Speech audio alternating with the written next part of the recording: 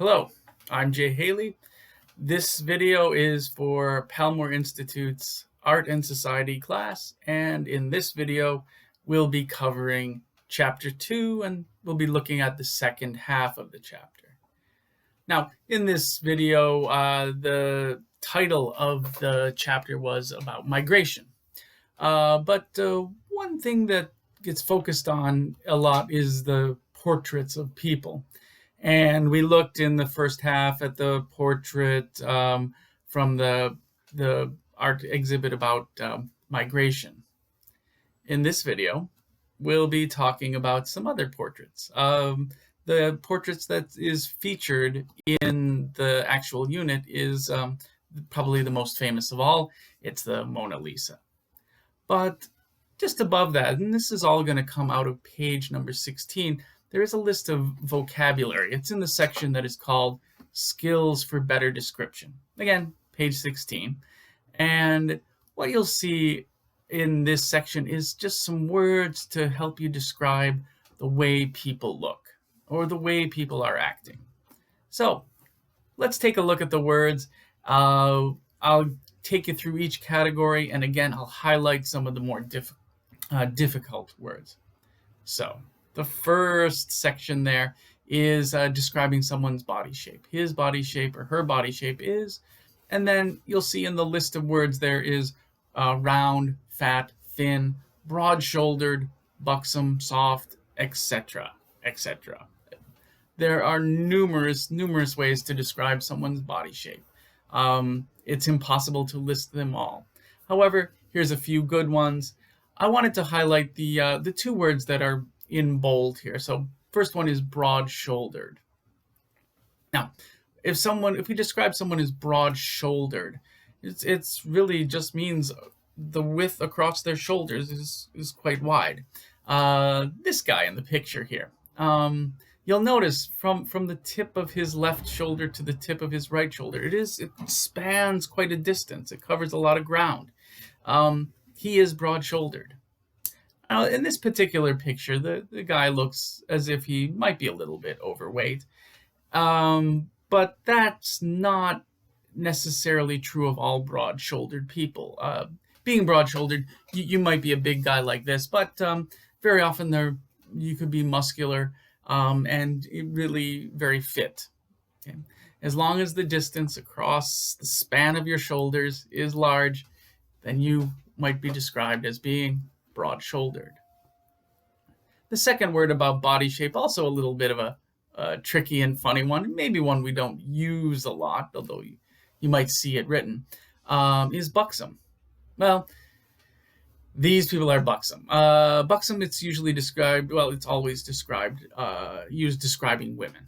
And if a woman has a very full figure, she might be described as being buxom. To me, it seems a kind of old-fashioned word. If I hear buxom, I do imagine like the cartoon on the right,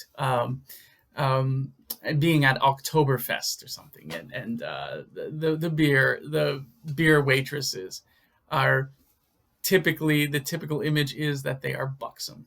So that's the meaning of buxom. Okay, that takes us through body shape. Let's move on to the next section. Next section is about hair. You could say his hair or her hair is short, long, thick, fine, spiky, curly, wavy, straight, brunette, blonde, red, brown, black, etc. Again, a huge variety of words that are used to describe people's hair. I want to focus on these three that are highlighted here in the bold. So first one is fine. When you describe someone as having fine hair, it just means their hair is quite thin. Each individual strand of hair is quite thin in its circumference. If you imagine like very finely spun spider silk, the woman in this picture, you can see the hair across her eyes. It does appear to be quite thin and almost transparent in some ways. This hair is fine hair. You'll see below here, opposite is often described as coarse. If you have coarse hair, the hair is rather thick. When I imagine coarse hair, I actually imagine a horse, the horse's mane, the hair down the back of the horse's neck. That's often very thick hair, like you would find in a brush, and that hair is coarse. Okay, spiky hair is next. Now, if someone has spiky hair, it just means their hair is probably very short and it sticks up, kind of straight up. The guy in the illustration has spiky hair. The bird, well, you wouldn't call it hair, but if you can picture a human with this type of haircut, they have spiky hair.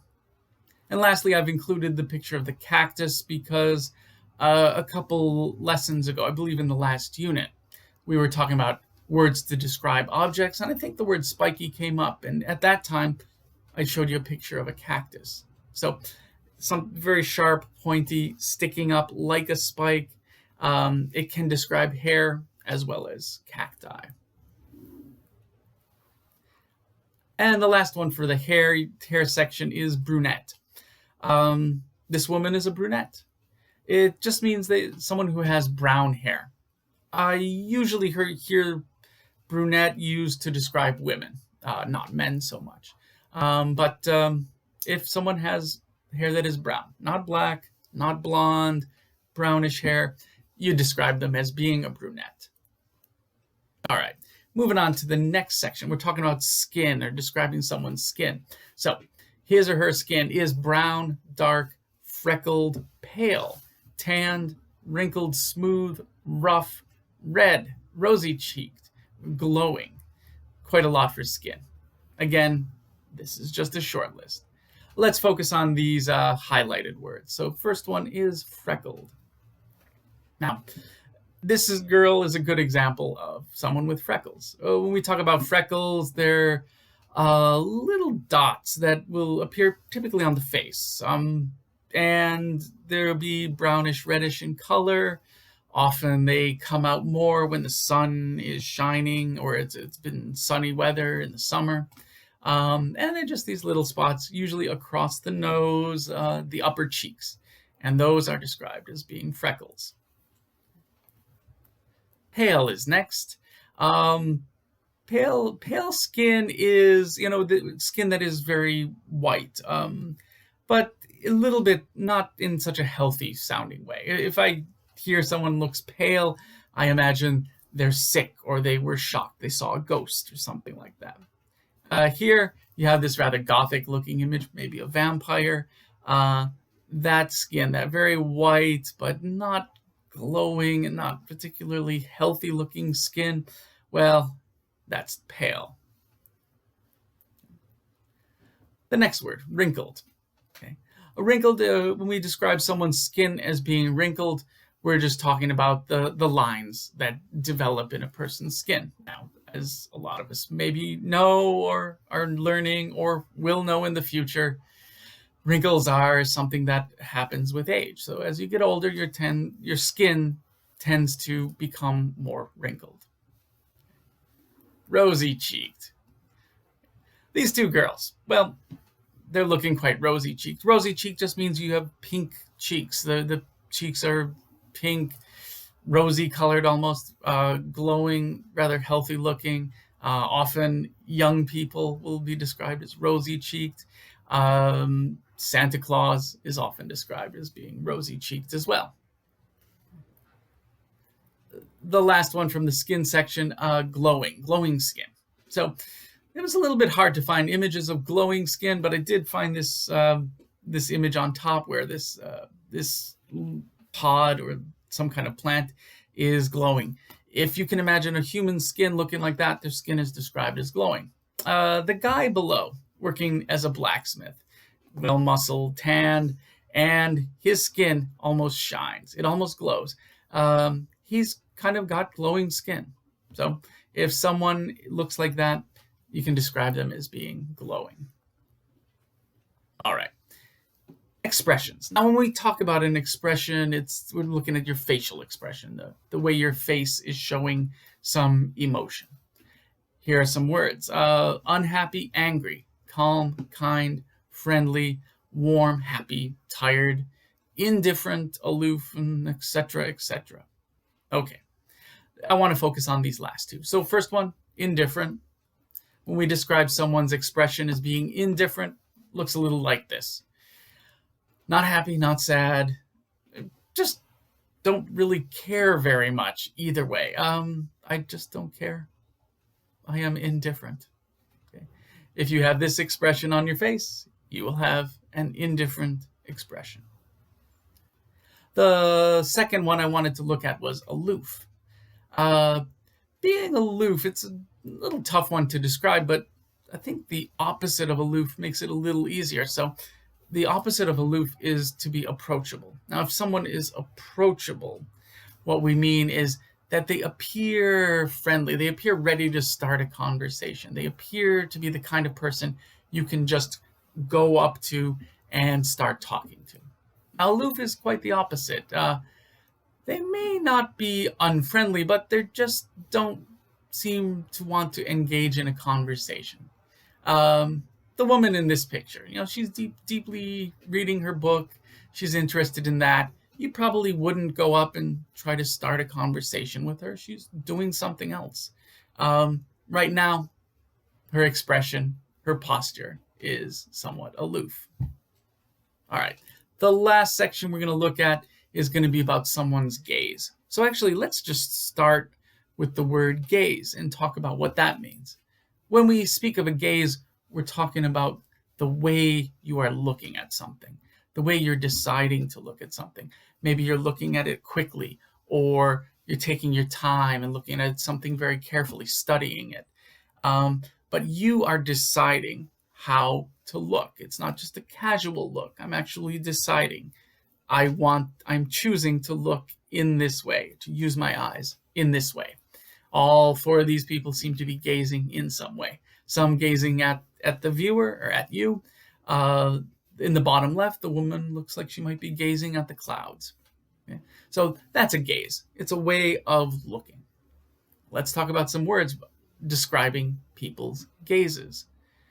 Here we have his or her gaze is deep or mysterious, curious, bored, friendly, a cold gaze, etc. Now let's talk at least about these two, deep and curious. Now, a deep gaze. I love this picture. It shows two people. They appear to be lovers, or deeply in love, and they're looking at each other the way lovers do. They seem to be gazing deeply into each other's eyes, discovering each other's souls, each other's personalities. This gaze, that's a deep gaze. The other one I wanted to talk about was the curious gaze. Now, if you're curious, it just means you want to know. You want to know what, why, who. You want to know the answers. You want to find out the information. So it's very often associated with scientists. Here in the picture, the scientist is curiously gazing through this microscope, perhaps making a discovery.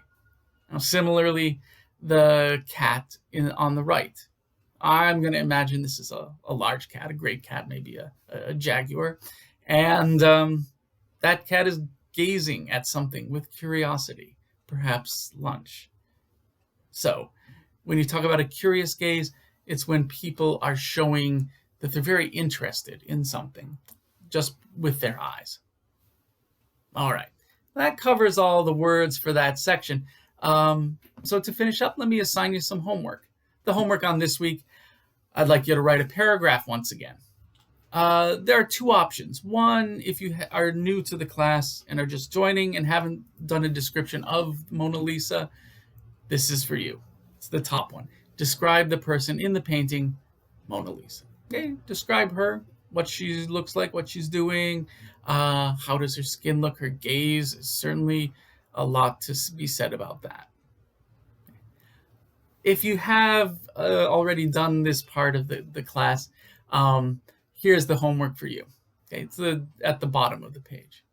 Here it says, describe one of the people featured in the slides from this unit. So go back, look at the slides that we looked at today. There have been numerous pictures of people. Choose one of the pictures. It doesn't have to be an actual human, and illustration is okay, and write a paragraph describing how that person is looking. All right, that'll be the end of this for this week. Thank you very much once again, and I'll see you in the next video.